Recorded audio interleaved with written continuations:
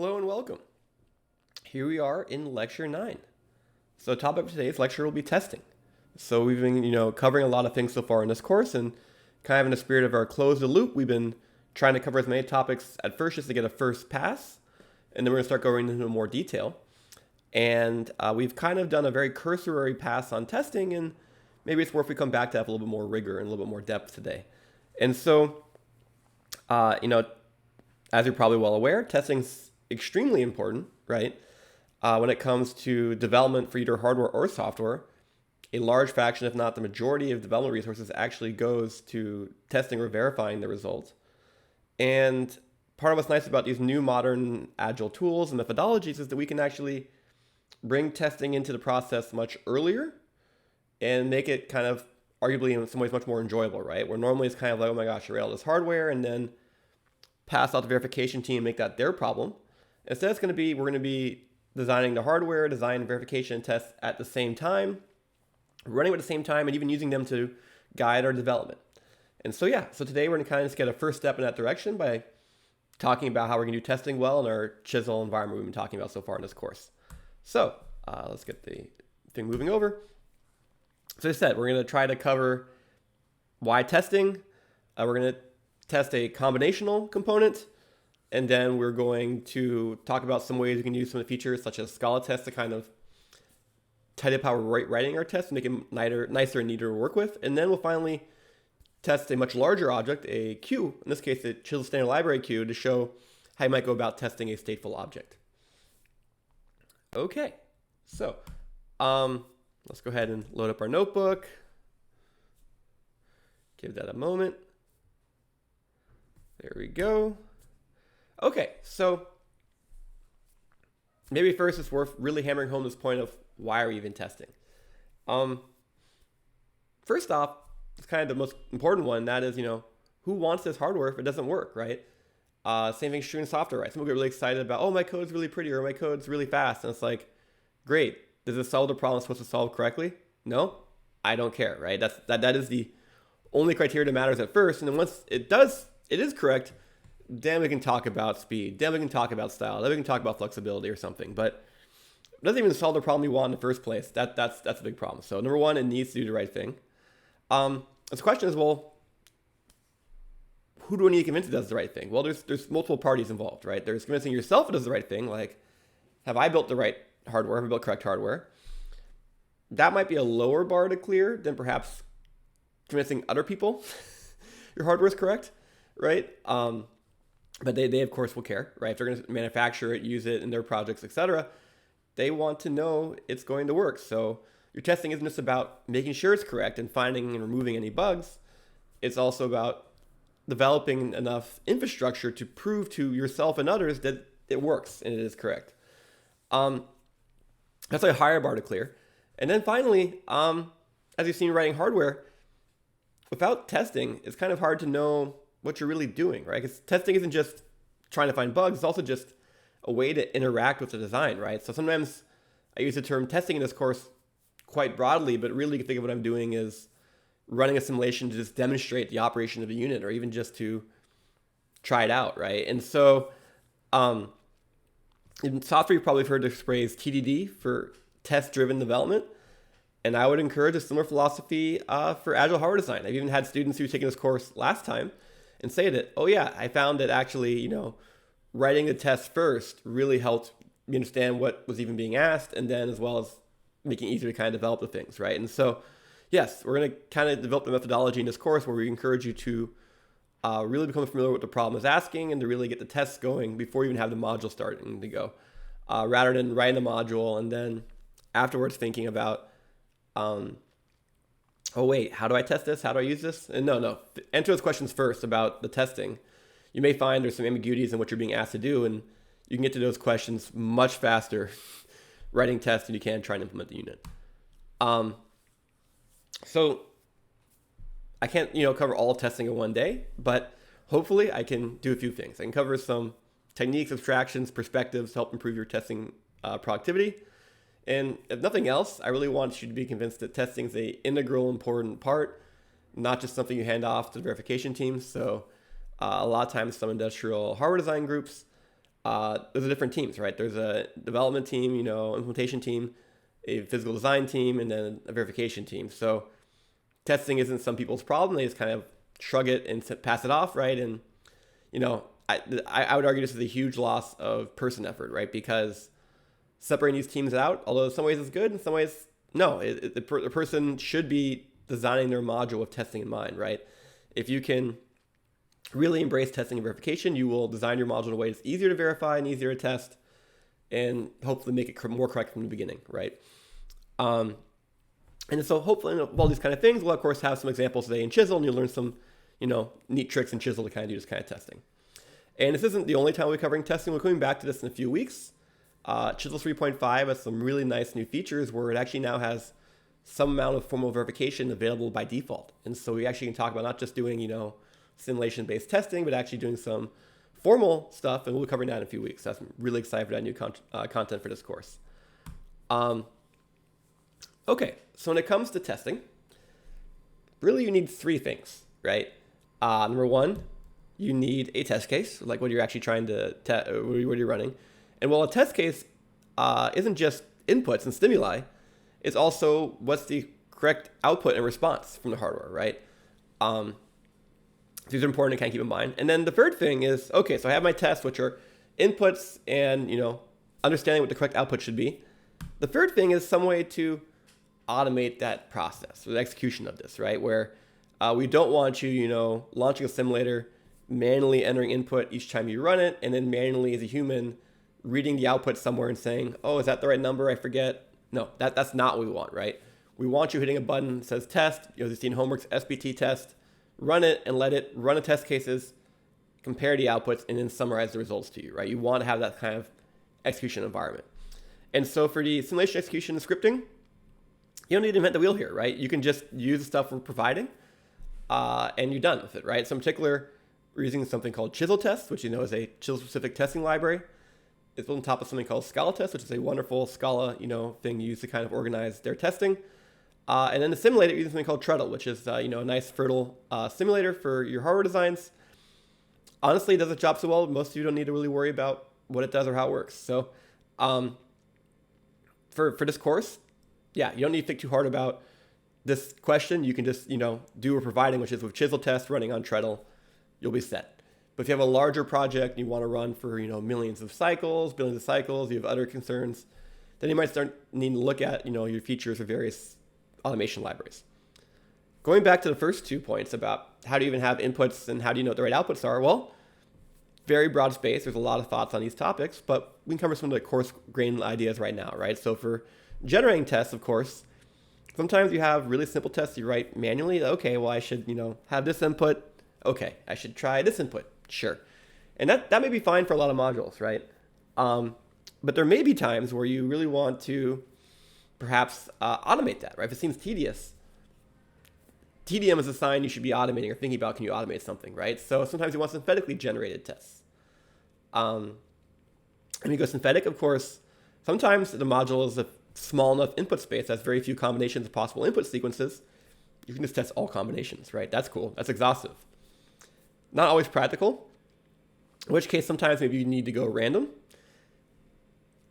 With random, maybe you can consider something called fuzzing, where you kind of have a more deliberate way of biasing the randomness you're doing to try and get better coverage as, get a more interesting space in the design coverage.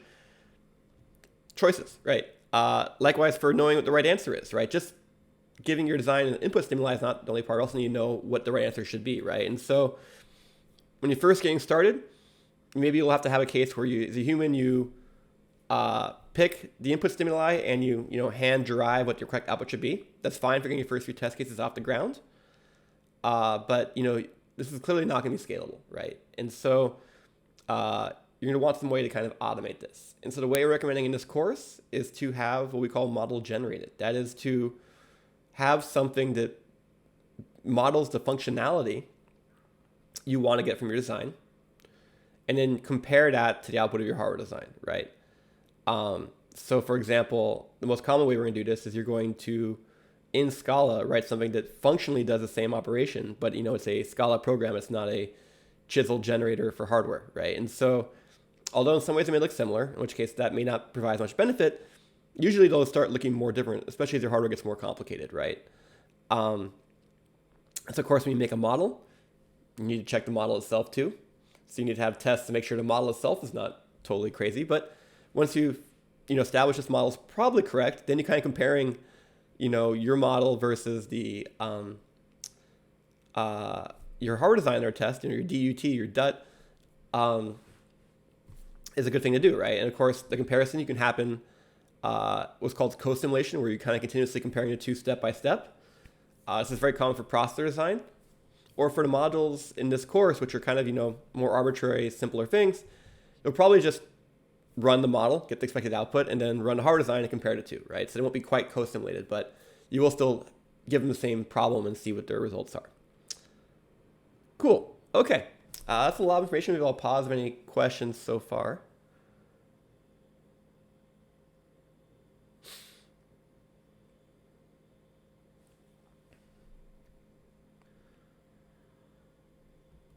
Okay, well,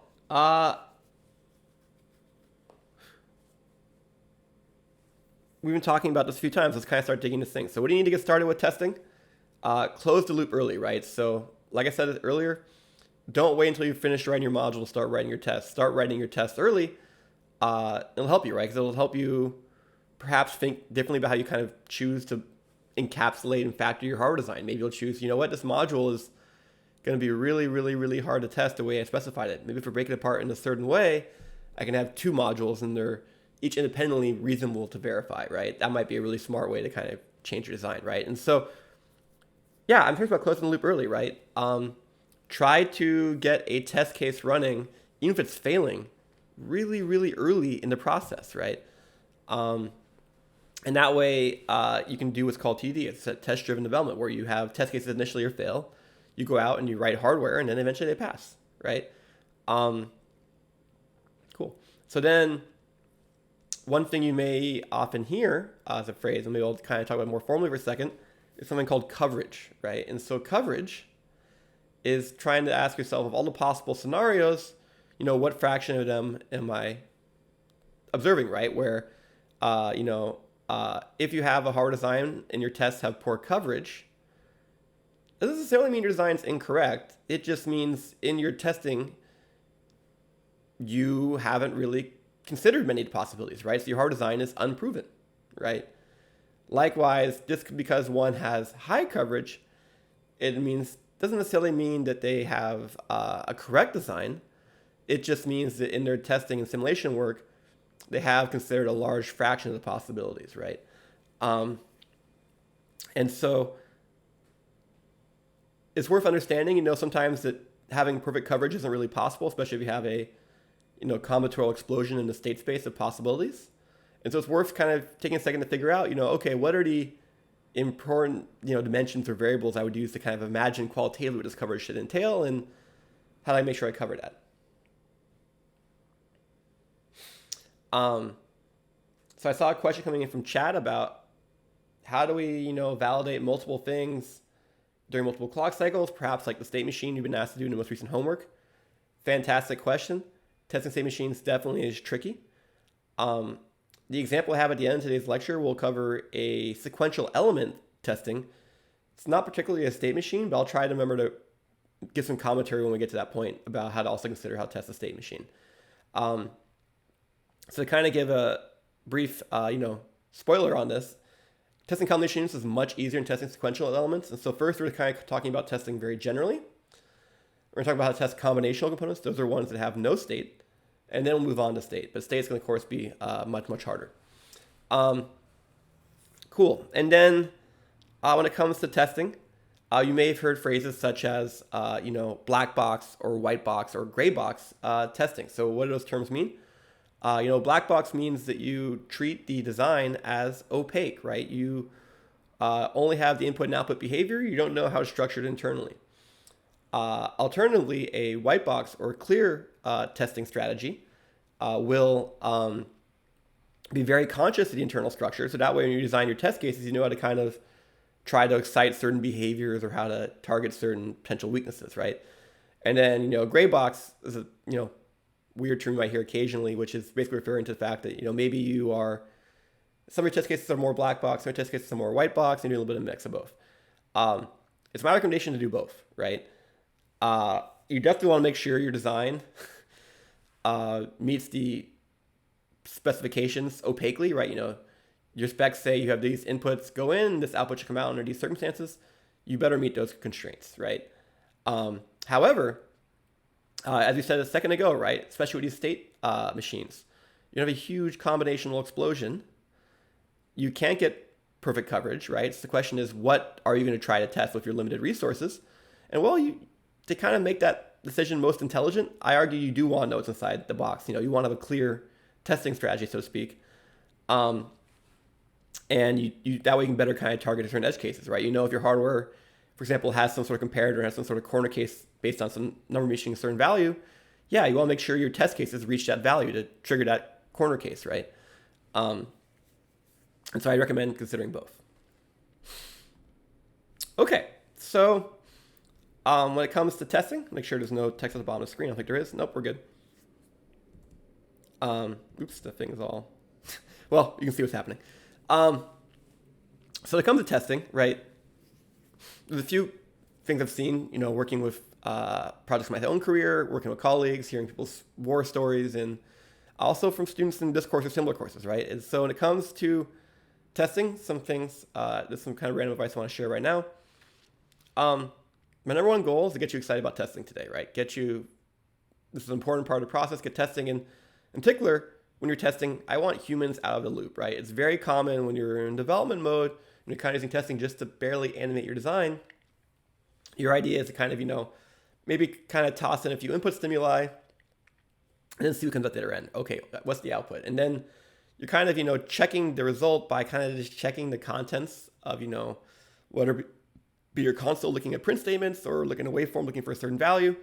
That's not testing, right? That's you just barely animating the design, right? And so if someone tells you when they run their test, okay, well, I have to, see if this waveform in this text file has the right number here, that's not a test. That's just you running a simulation, right? And so humans are writing the test, and when they write a test, they should encode not only the input stimuli, but some sort of automated mechanism for checking the output against the, test chosen correctness output, and then you'll compare it to, right?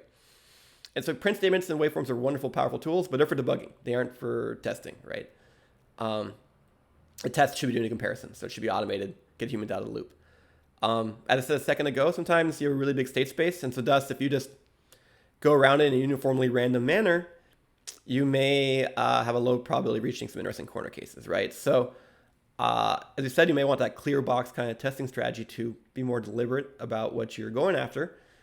Another thing that may come up with a random test is you may find it useful to what's called seeding them, right? So of course, if you have a random number coming from software, it's not truly random. It's pseudo-random. It's generated with some complicated mathematical function. And if you give that function the same inputs, it's going to produce the same outputs, right? And so sometimes with random testing, you actually want to record or even deliberately set the random seed being used. So that way, if you have a test that fails, but it was the result of randomly generated inputs, somebody has a chance of being able to re-execute that test, right? So you can either record the seeds used and have the ability to kind of set the random seed yourself, or you can just record the test case, right? What inputs were used and then remember those inputs. But either way, when you have random, you want some sort of way to log and reproduce the random test you just ran, whether it be the seed or the inputs. You want to keep track of that sometimes, because sometimes you do want to rerun the same test. And if you have that case where you have that one test that failed once randomly, and then you can't produce it and you keep running for days and days, and you're like, shoot, I know there's a bug in there somewhere, but I can't get there. You're going to wish you had a way to kind of log this information. So you're going to want to have a way to either seed that or to record the inputs used, and you can manually, rerun those inputs. And then third is that sometimes people are saying, it may hear some people saying, you know what, I don't need a lot of tests. My design or my software is full of assertions, and they check the design continuously while it's running. So I don't need tests, right? And assertions are great, but they don't replace the need for tests, right? Because remember, what tests do is they don't just check you have the right answer.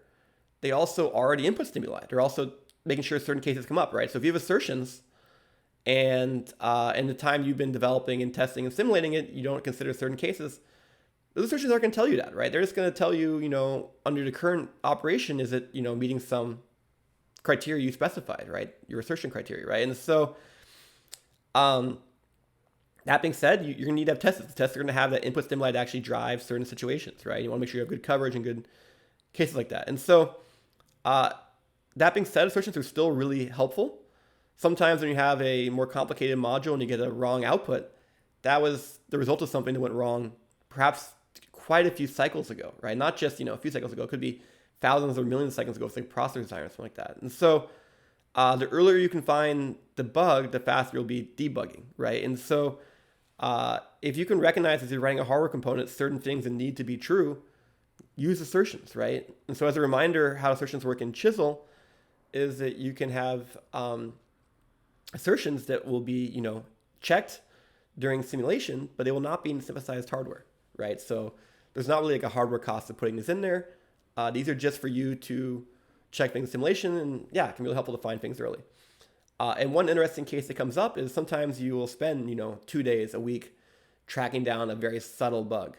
And then you realize, oh shoot, this bug happened because this thing silently was in a, slightly incorrect state and, wasn't recognized until later on. After you've gone through the effort and you fix that bug, you should put an assertion there. Pro tip, put an assertion there to make sure that bug does not reoccur, right? Because it's very common that maybe there's some very subtle bug and then you go through this effort to find it and you fix it, but you don't put the assertion there, and then your coworker later does some other change, or even you 2 years later because you forgot why you made that change, and that bug reemerges because perhaps maybe you didn't fully fix it the first time, and then you go through another 2-week process trying to find that bug, and you realize, oh shoot, if I put an assertion after finding this the first time, I knew that, if this thing goes south and I don't recognize it until too late, it takes forever to debug this. Instead, if I recognize this failure earlier on, I can debug a lot faster. That's great. And so responding to a question from chat about, I can't recall, but can we write hardware assertions or just Scala assertions? So I have a slide in this later in the course, but I can preview that right now. So available to you are 3 different assertion-like constructs. And so what are they? They are assert, and require, right? So wait, why did I say assert twice? Well, there's assert provided by the Scala language. So that is going to be, assertion. This is built into Scala by default. You can have some sort of Scala expression, and as long as it evaluates the true, it's happy, and if it's not true, it's going to trigger an exception. And so you should use those in your hardware designs, in your generator, right? Remember, your hardware generator is a Scala program. It's a legal Scala program that executes and has a side effect of producing your hardware design, right? So much of what your generators are doing are actually executing Scala code. So if you have Scala variables you want to make sure meet certain constraints, you can use an assert. However, if you use that assert keyword on chisel components, you're going to generate what's called a chisel assertion, which is going to produce something inside simulation only, but not inside generated hardware. And that chisel assertion, assuming the result of that is a bool, that is, the chisel type for that, then you can, of course, have that checked by the simulation, right? And like I said, it's pretty nice how that will be left in for simulation, but when you actually generate hardware, not only will that not be included, but it actually also it'll prune intelligently around it and make sure it doesn't include extra stuff that was only used for that assertion. So there really isn't any penalty to putting them in there. I would go ahead and put them in. Technically, if you have tons and tons and tons of them, it'll slow your simulation down, but not only you're not going to reach that in this course, I think in most designs in practice, more assertions would be a good thing. So yeah, go ahead and toss in some assertions. That'll be good. So those are both the assert keyword. And if you forget which one's which, you don't need to worry. There's assert, and based on the type signature from inside the parentheses, the Scala compiler is going to do the right thing. The third one is this require keyword. That's a Scala construct. And you've seen on some of the generators, that's similar to a Scala assert.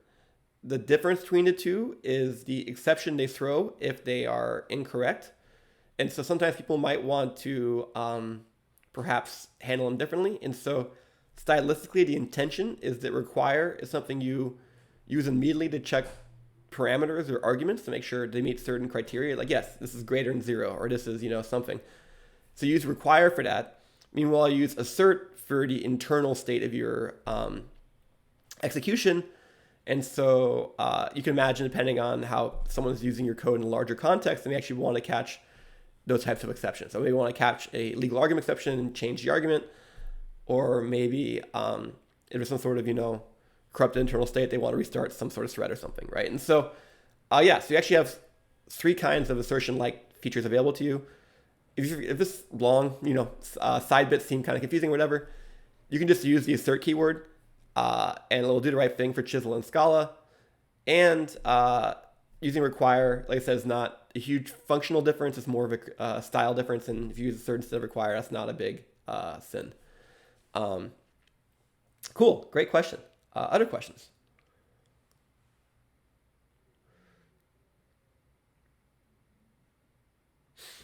Okay, well, let's keep going. So, as I've been trying to pitch today, right? Testing isn't just something you do at the very end. You really want to be testing a lot, right? You want to be testing when you're first getting developing. You want to have what's called continuous integration. As you want to have tests running in the background, make the tools do the work, make computers go to work, and try and find bugs. Let's say you're working on one module, realize you made a change that, even though you keep testing the module you're changing, now when it's integrated into the larger system, perhaps something else breaks.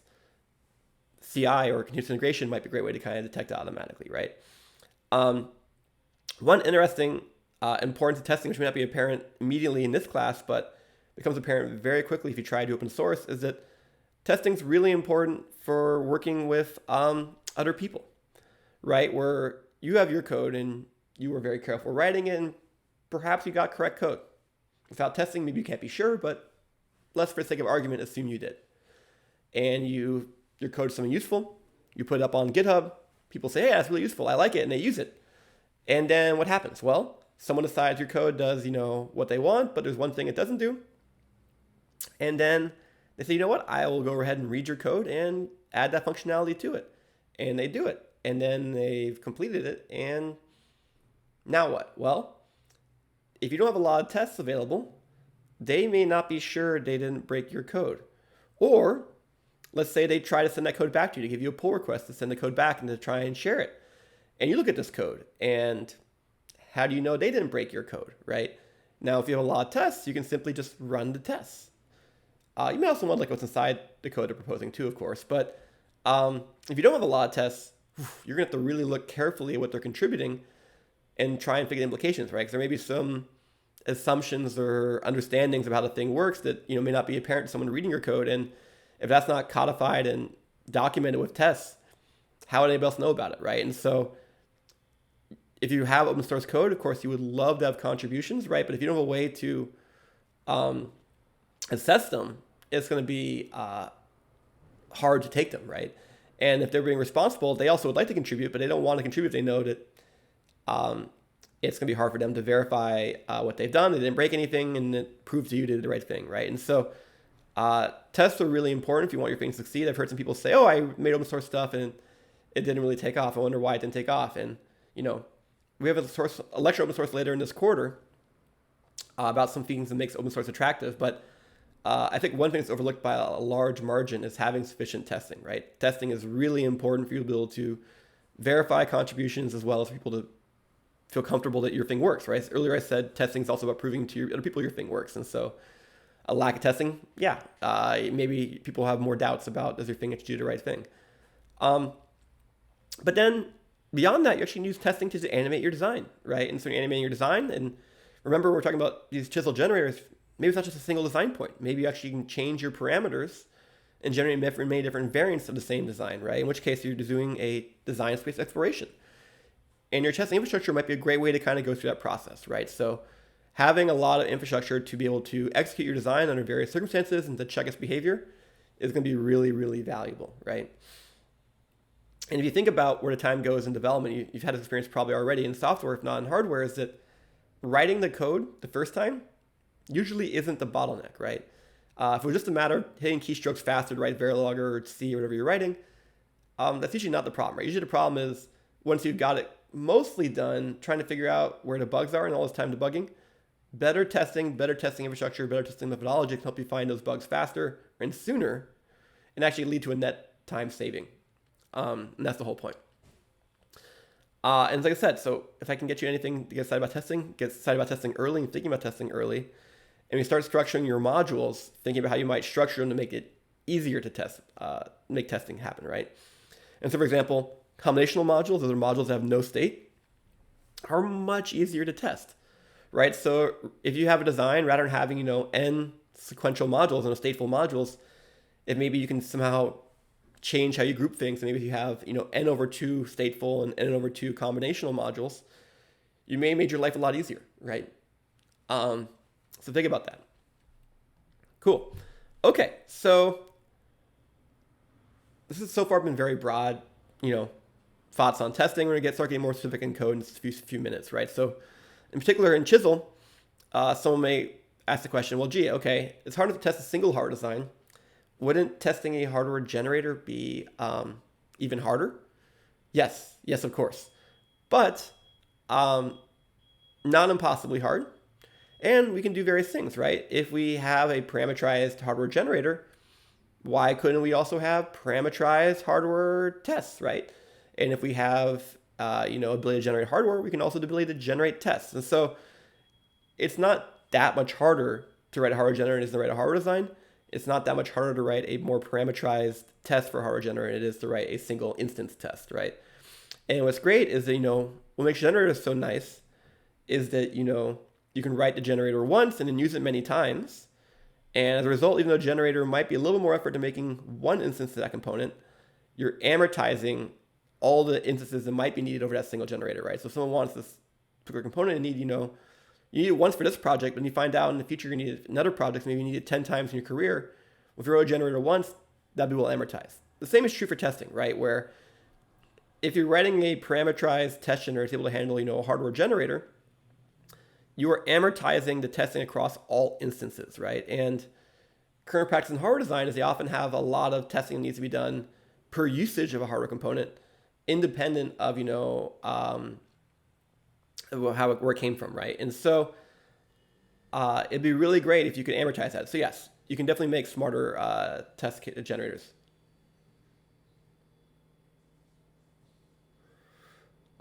Question came in from chat. Is there a good way to test for bit width growth cases, right? So if you remember in Chisel, depending on which operators you use, the result may have different widths if you use width inference. And so yeah, that's the kind of thing you should definitely code explicitly into your test cases, right? So if I give you 8-bit inputs and I expect the output to be 9 bits, don't leave it that chance. In your tests, compare against a 9-bit uint, right? And expect that and test for that. So that's definitely something you should want to do. Continuing on about other testing in Chisel. So I said the library I'm using something called Chisel Test. This is, I forget the number. This is either the third or fourth major Chisel testing library.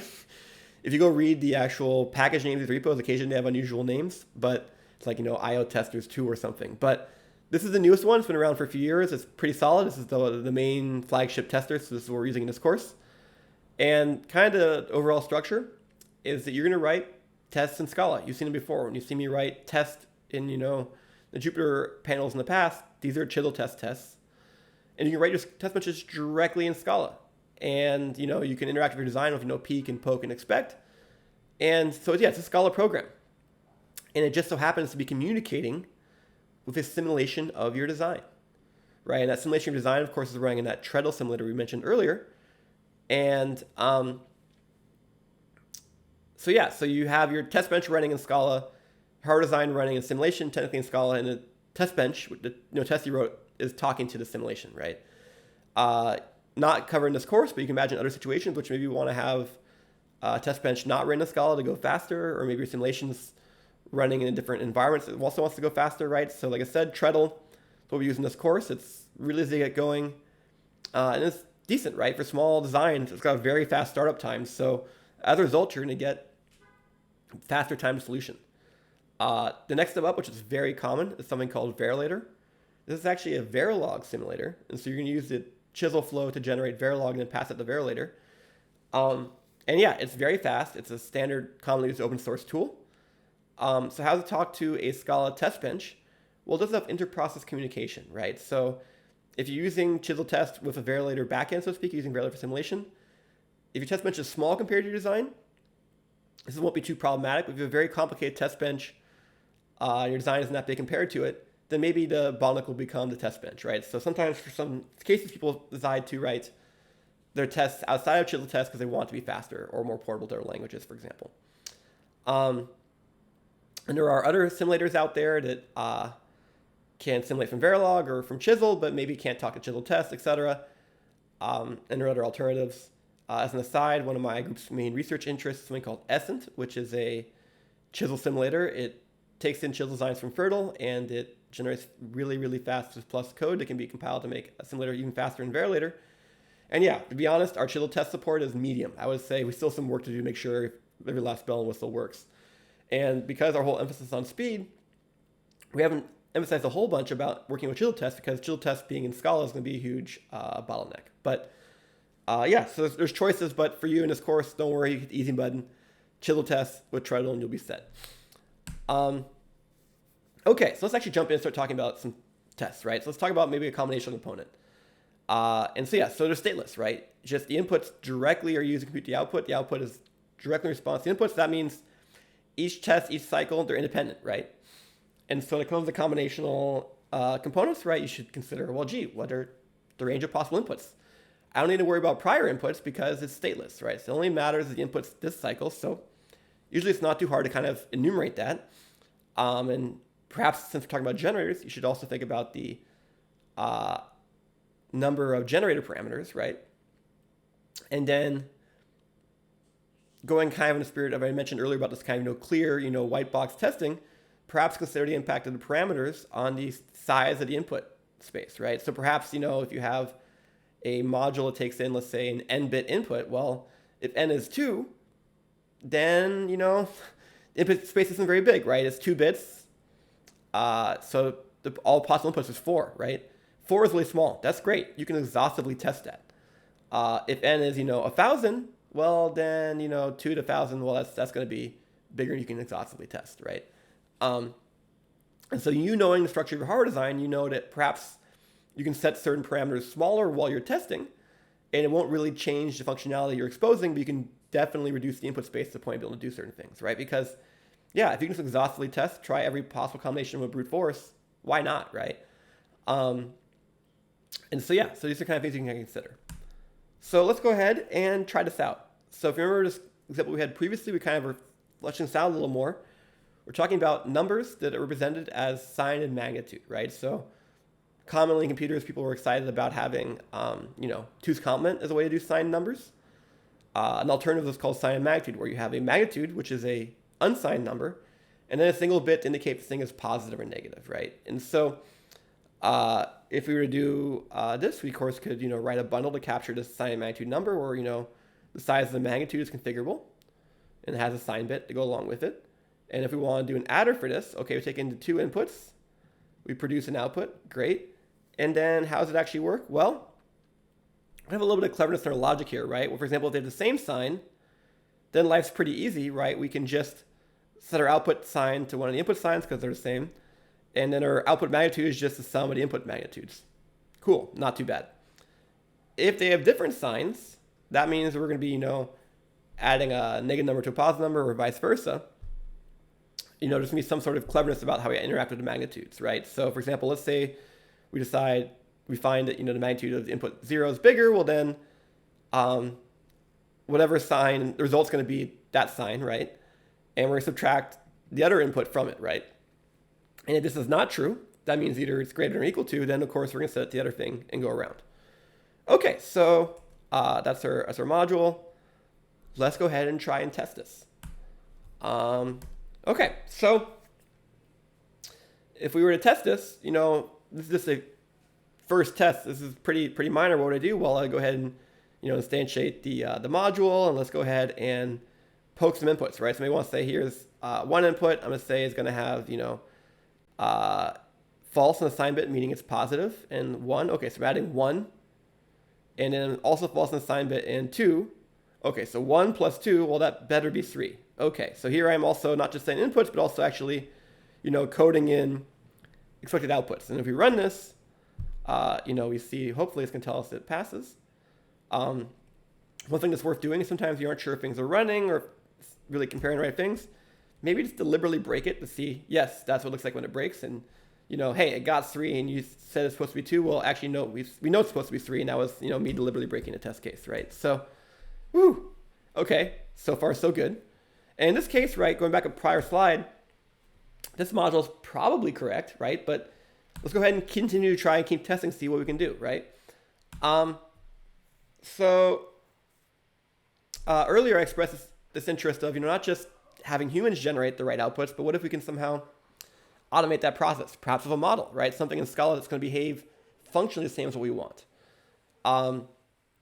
So at first you're saying, wait a second, this is just adding, right? That's really easy, right? But we need to handle certain aspects. We want to handle the perhaps wrapping due to limited precision, right? If I have, a certain number of bits, I want to kind of capture that behavior. And so in this case, what am I doing? Well, this particular model, using that require construct to make sure that the parameters are reasonable. And so ends are bit widths, right? And well, we don't know how to add 0-bit numbers.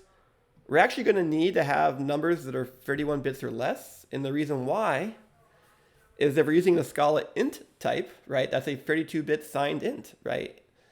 And so if I was using something bigger than that, I would be running into overflow in Scala side. So, okay, if we can train ourselves with these things, we can go ahead and do a test, right? So what are we doing? Well, we're going to do a little bit width arithmetic here and build something called a mask. So this is going to be all zeros except for, it's going to have ones in the places where the number should actually be. So if you have a 4-bit number, it's going to be 28 zeros followed by 4 ones. So what's nice about a mask is this is going to reflect the proper truncation effects of our n-bit number, and so we can AND with it to get the right thing. And so at first you say, oh, well, like I said, this should be really easy. We can just add up the numbers, right? And if they're both positive, we can, right? Life is good. And actually, it's not if they're both positive. It's actually just if the sum itself is positive, we can just do that, and then to capture the truncation, we can just AND the mask. However, if the result is negative, then we need to consider how the masking is done. As a reminder, right, that Scala is using 2's common numbers for the sign stuff, so we actually want to temporarily undo the sign so we can mask it and then redo the sign, right? Because if you mask on a 2's common number and it's negative, you're not going to get quite the result you're hoping for. But bit width math aside, we've made a test case where, for example, we're going to say, hey, let's add 4 plus 4 and do it over 4 bits, right? And this is going to work. And what's nice is now that I've written this model, and so you give it the inputs, these are going to be the chisel inputs, and this is going to be the generator parameter. It tells us what the answer should be, and then we can use this to construct more sophisticated testers, right? So for example, let's automate the interaction of using this model to make a test case. And so here I've made this test add operation, which given an input, these are Scala variables, right? Okay, I want to add a plus b, make it n bits wide, and I'm asking for someone to give me an instance of this chisel module. What can I go ahead and do with this? Well, I can poke in those inputs, right? So for the magnitudes, right, we want the absolute value number, because the sign of magnitude means the magnitude is always positive, right? And then we have a sign bit. So we're setting the sign bits by seeing if it's less than 0, and then turn that to a chisel bool. We're using the absolute value to get the magnitudes. Okay, so here we've wired in A and B into our design. And then what are we doing? Well, we're going to do a few things, right? And so, okay, so we've done all this work here. And then we're going to go ahead and see what that result should be, right? So we can use the model twice. We're going to use it for both finding the magnitude and for finding finding the sign and for finding the magnitude. So for finding the magnitude is easy, right? We just pass in our model. We wrote that thing in the prior slide. Pass in A and B, let do the right truncation effects with the bit width. And, this number could be negative, right? So we need to take the absolute value of it again because it's doing this stuff. But the result is, yes, we have using the model to get the expected value here. Now, when it comes to doing the sign, we're going to see if the result is negative. But I have a comment here as well as an if statement here. Does anyone have an idea of why I might need to do this? And to give a hint, this is something about sign and magnitude. Less so about testing, but just sign and magnitude in general. This is a known pitfall of sign and magnitude, and maybe this is why we use tooth complement in a lot of places.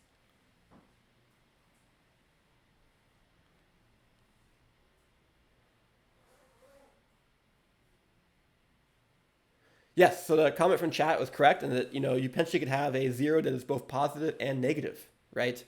That's a problem, right? So when it comes to testing, wait, is the right answer of 1 plus minus 1 positive 0 or negative 0, right? And the answer is there should be no ambiguity, right? So you should talk to your spec writers and be like, well, what is the right answer? Is the answer always positive 0?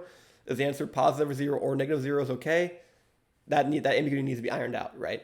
But if we were to go ahead and use our test bench as we set up, right, so we have quite a bit of encapsulation automation here, right? Here we're calling test add. Test add is taking in an instance of the chisel designer test and actually, passing in the inputs as well as running the model and comparing against the model, right? And so this test looks nice and compact, right? But really this is, of course, enabled by us having run some code in the prior slides. We made a model and we made a way to automate the interaction with it. But the result is now we can do tests, right? And notice how in these tests, we aren't even specifying the right output. The right output's being generated by the model, right? So go ahead and run these. It's pretty cool. And so then what else is going on here? Well, there's some stuff I put in here so you can see what's actually testing. So it's, generating strings to kind of capture what we're asking it to do. And by default, it's going to turn this on. The reason why I have this as a parameter is in some future tests, when we run a lot of cases, we don't want to print out because it's going to fill up our screen. So I have the ability to turn it off. And so in this case, we can see, for example, we have 1 plus minus 1 is negative 0. When I said we're making a sign magnitude adder, I didn't really specify what the right behavior in that case should be.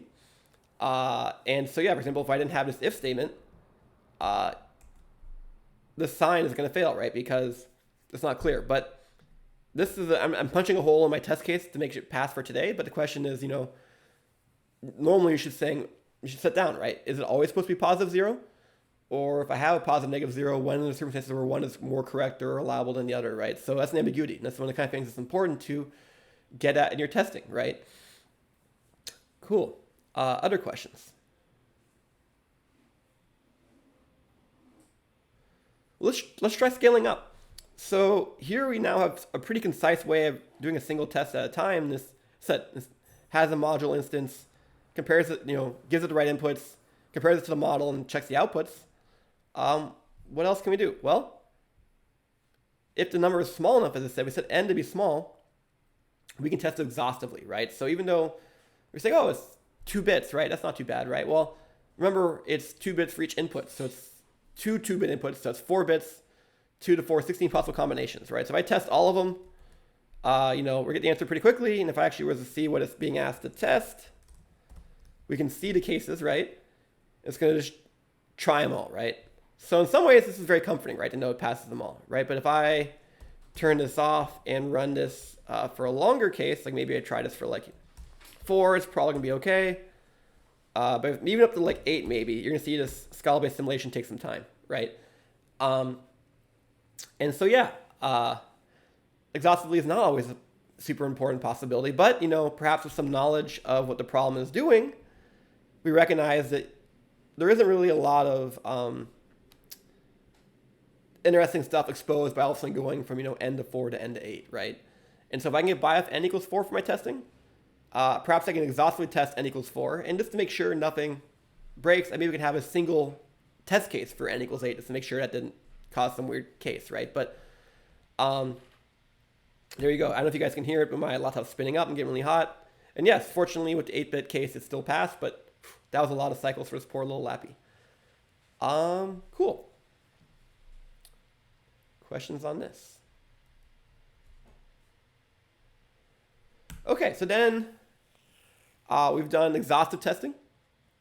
You might also consider random testing, right, when it's not feasible. And so, well, how can we do random? Well, here we are generating random inputs. So we're using Scala's, random library to get a random integer and perhaps decide if it's negative or not. And we're going to run test add using these randomly generated inputs, right? So I'm going to go in random and say, hey, let's run some number of trials. So in this case, let's run 5 trials, and we'll see, yeah, it added, these random numbers together. And because with the model, after generating these new input test cases, we can use the model to also generate our correct outputs and automatically comparing the two, right? So you can see that with a little bit of infrastructure and a little bit of automation, it made our testing experience much more enjoyable, right? Much easier to do. We can just spend our time thinking about, am I testing the right things? Am I getting enough coverage? And I'm not, spending lots and lots of time manually as a human writing out these kind of tests line by line. Oh my gosh, this is so tedious, right? Anytime you experience something that's really tedious, you should be asking yourself, can I automate this? And the answer is yes. I can automate the generation of the correct answer. I can automate the interaction with the tester. And as we're seeing, I can also even automate the generation of the test cases themselves. I can do it perhaps exhaustively or perhaps with random, right? These are all things to consider. And so if you're sitting there saying, oh, shucks, why did we do this earlier for our homeworks? Homework problems so far weren't so big, so the price of doing it manually wasn't so bad. But now we're talking about this, yeah, go ahead and try and start automating and encapsulating stuff. That's a great idea. And just to kind of show how this is, random, if I was to go ahead and run this again, we're going to see different numbers. And so if that's a problem, like we said, you may want to seed this random number generator to say, hey, I'll get the same result every time if I seed it. Okay, cool. Questions on this?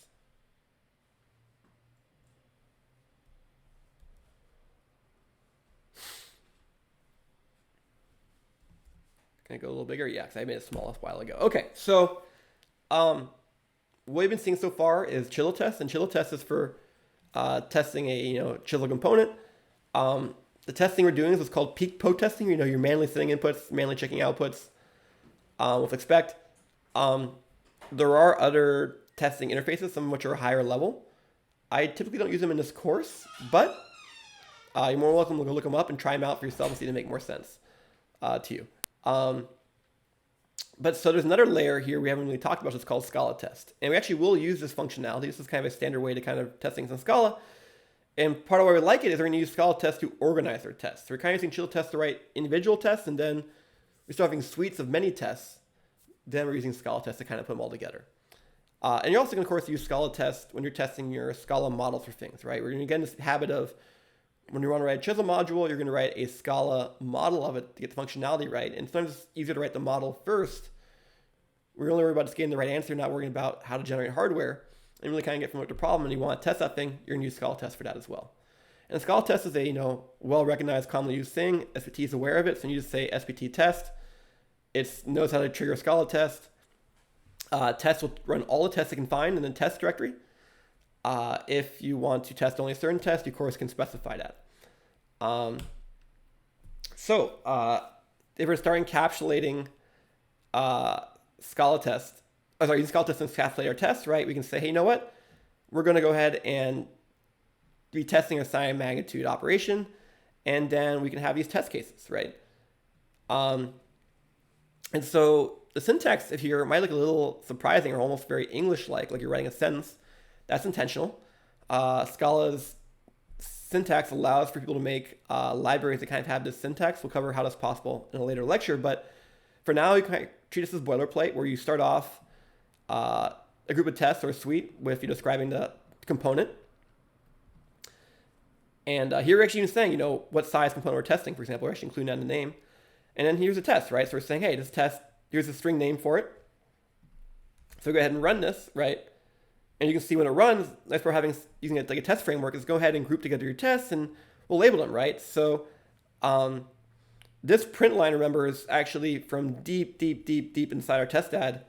If we're to go ahead and tell it not to be verbose, we can suppress that, right? And so normally we kind of just see the green text, everything's all passing. But here we go. So here we're using Scala Test to kind of nicely kind of package and encapsulate this, right? So we're kind of using kind of an upper level glue organizational strategy for the most part in this course. And it's great. I mean, there's a lot of support out there for Scala Test. And except for a lot of this kind of stuff, you can just kind of copy this as boilerplate. Okay. Now, one thing that's kind of nice is that in addition to peeking and poking individual values, you can also do something called a bundle literal. So this is one of those features where it's available in what's called experimental. So if you want to use this, you need to do an explicit import. Hopefully this will become mainstream supported in Chisel someday. And you can use these bundle literals not only for tests, but also in your designs as well.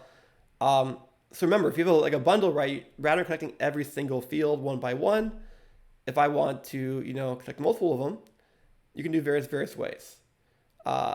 You can kind of see the syntax is eventually you have some sort of instance of a bundle. Perhaps maybe it's better to use this line. And then you can say .lit to kind of trigger this bundle literal code. And then you're going to give a mapping for each of the fields to the value you want to have, right? So I want the sign field to have false, and I want the magnitude field to be 2, right? And because this is a bundle, these of course need to be chisel types, right? So .u for uint, .b for bool, etc.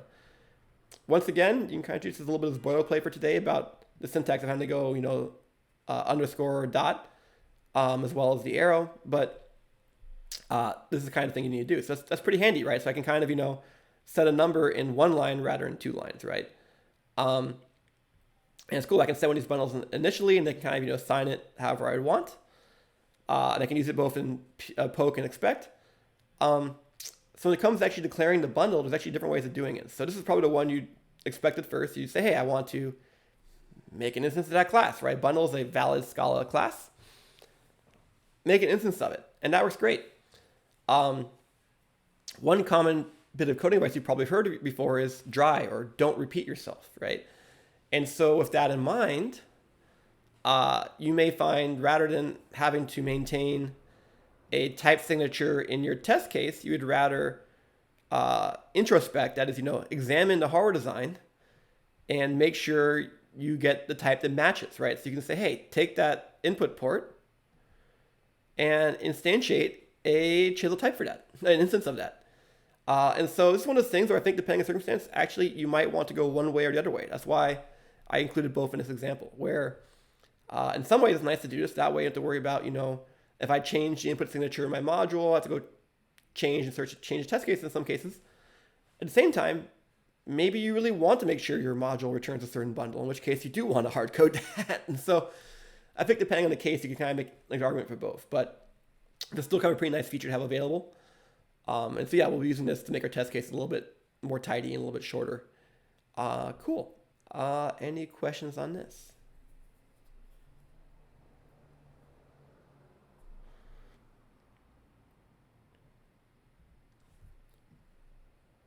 Okay. And then we have about 5 slides on the queue, so I don't know if I can get through all of them today. I'm going to get it started, and we might have to finish this on the next lecture. Okay, so so far we covered just a combinational component, right? Just a simple sign magnitude adder. If you go way back here, we were just trying to test, this adder, right? And so we had to do all of this work, but at the same time, we're really getting high confidence of doing the right thing, right? And hopefully these testing processes, rather than writing tons and tons of tests like this, we can start getting, more automated. As I said, make a model for the correct output, make a way of generating inputs, and then, automate the interactions and keep going from there. Cool. So for sequential component, now you have to consider not just your current input, but prior inputs. And so this makes the state space get a lot bigger, right? For a combinational component, we're saying, oh, maybe make the bit width a little bit narrower. We're fine. But for example, if I'm testing like my finite state machine, the possible interactions matter. So all of a sudden the state space goes a lot faster. And so for example, sometimes exhaust testing is not sometimes, but usually infeasible with these kinds of situations, right? And so for today, we're not even going to write a module. We're just going to use the chisel standard library queue. And we're just going to show some examples of how to interact with it, right? So we covered this queue in the last lecture. It has decoupled input and decoupled output. There's ready valid signaling to kind of indicate if thing's ready. And if the queue has room, it's going to take stuff in. And if there's not room, it's not going to be able to take stuff in. And if someone's trying to pull things off the other end, well, if it has something, it's going to give it to it. Otherwise, it's not. And so, this is a standard library component to make it easy for us to go ahead and interface with it, we're going to go ahead and wrapping this QInst. But, QInst is really just wrapping a chisel module. Okay. So taking the same approach from before, we're going to want to somehow figure out the right behavior. And in the case of a stateful object, this can get a little tricky sometimes to kind of capture the aspects of it. Sometimes in your testing, you may find it helpful to think of different types of tests. And some tests are purely the functional result, whereas other tests are trying to capture both the function and timing of the result. Do I want this thing on this cycle and this other thing on this other cycle? And maybe you have different tests for those two different cases, right? In this case, for the queue, our test case is kind of doing the timing and the result at the same time. So it's kind of mixing the two together. And because this is a smaller example, we can still do it, but you can see it could quickly sometimes get very untenable, right? And so we're going to write Scala to behave like we want our chisel queue to behave. So for the actual queue operation, well, actually, we can just use a Scala collection, right? No reason to reinvent the wheel. We'll actually use immutable collections. We're going to kind of keep changing it. So it's kind of a reminder, once again, of how we're using our mutability in Scala. This MQ reference is a val. So as long as this class instance exists, MQ is always pointing to the same object, or same class instance, I should say. It just so happens that instance is pointing to is mutable, right? And you can see that, Scala makes it be very deliberate about this. If I want something that's mutable, I need to say, hey, I want the mutable queue. And yeah, we want the mutable queue. Okay, so our queue is going to kind of need to capture having some fixed number of elements, okay, as well as this ready valid signaling. And so for ready valid signaling, we're going to have some, fields here where we can, attempt an enqueue, attempt a dequeue, and we also have ready and valid kind of available to us. Additionally, there's another thing to consider, right? And so one of the kind of key distinctions in hardware that you come across is, thinking about when do updates to registers occur, right? You're kind of used to in software where things happen in program order, line by line. In hardware, everything's kind of simultaneous. It's just register updates that happen all simultaneously at a clock edge versus combinational updates happen simultaneously, continuously, right? And so sometimes that time behavior is a little bit of a mental leap to make that leap into writing a Scala program. And one of the most common places this comes up is when do registers get their new value. And so you don't want someone seeing the new value register too soon is kind of the failure mode, right? And so sometimes to be really careful, what you can do is you can have your register represented by two variables. One is kind of the current value and one is the future value. You can imagine at some point setting the future value and then all at once in your model, make the future values the current values. Sorry, make the current values the future values, right? You can kind of copy those over. That's not always necessary. Perhaps a better way of doing this is to recognize who reads the register. And if you arrange the reads to be earlier in program order than the write to that register, you can just have a single variable and nobody will see the new value because the new value is not available to the end of the function or the end of the operation, right? And then next time the function is called, then they'll see the new value, right? So it's going to have the right behavior. So you can kind of reorder your writes after that.